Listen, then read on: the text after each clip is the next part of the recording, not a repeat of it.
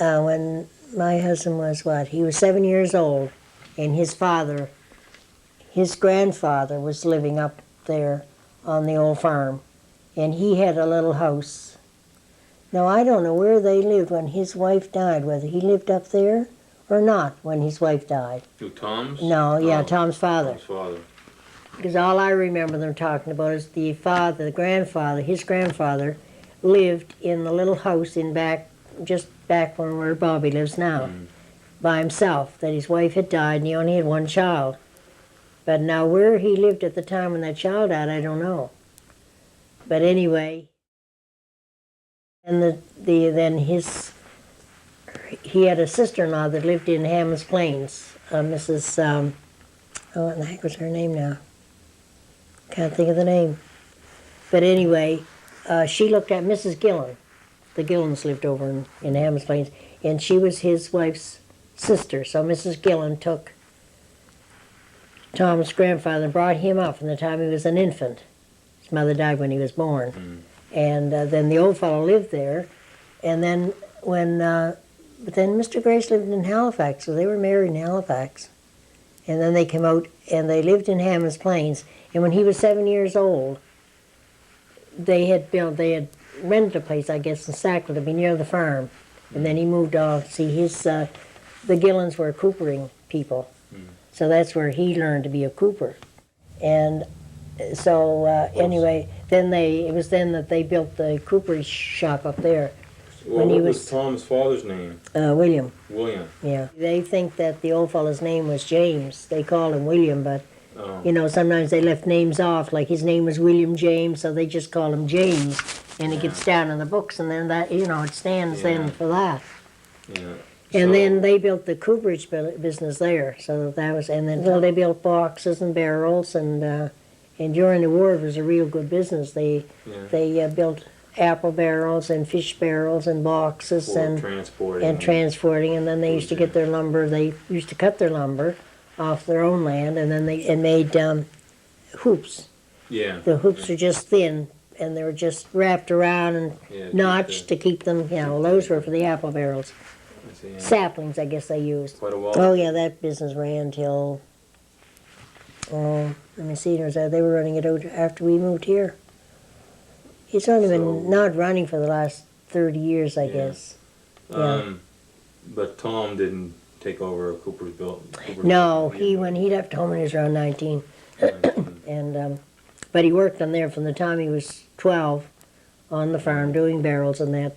They used to leave home around 5 o'clock in the morning, go to Halifax, and get home in the nighttime, horse and wagon, and with a big load of barrels or whatever they were taking it to Halifax.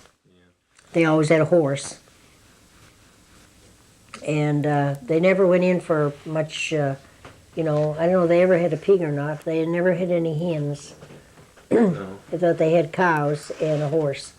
I know Tom was married prior to marrying you. Yeah, that's right. He didn't have any children. No, no. Was it only a short marriage, was it? Well, no, they were married about 4 or 5 years when she died, yeah.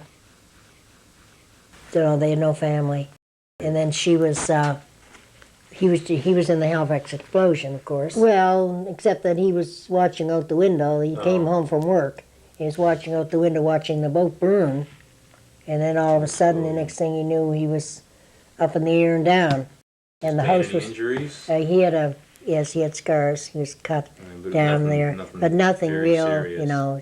He was in the hospital for maybe a couple of weeks. But the house was all destroyed, and his wife didn't get hurt. She never scratched on her. But her mother and his sister, who was in the home with them, they never saw them anymore. Yeah. So, but everything burned. And then a big wave of, you know, came. And so he said he went downtown walking down in his underwear, his long johns on, and nothing. And then, you know what I mean, it's... saw all the people, injured people and everything. Oh, well, I was in Sydney. I was born in Sydney. I was only young at the time. So I don't remember anything about that. But they never ever found any trace of his sister. None whatsoever. Rich and Earl and St. Clair and Edward.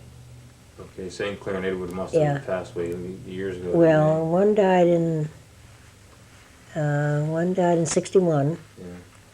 And St. Clair died years ago, you know what I mean? He died in around 34, I think. Oh, yeah. And he was the first one.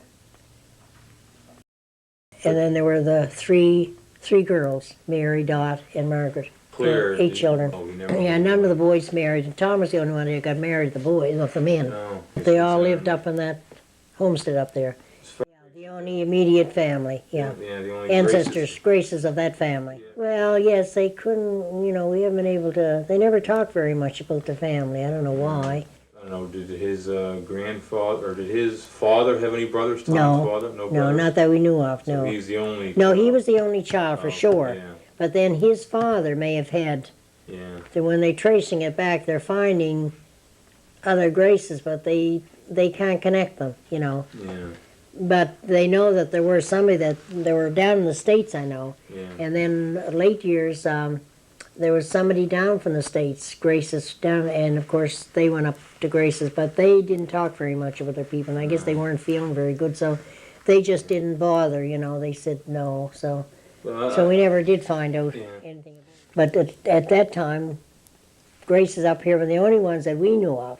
Yeah. They did have a cousin in town, but I don't know what connection they were either. Yeah.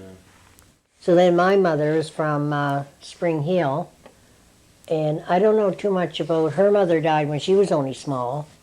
Yeah. And no, I'm sorry about that.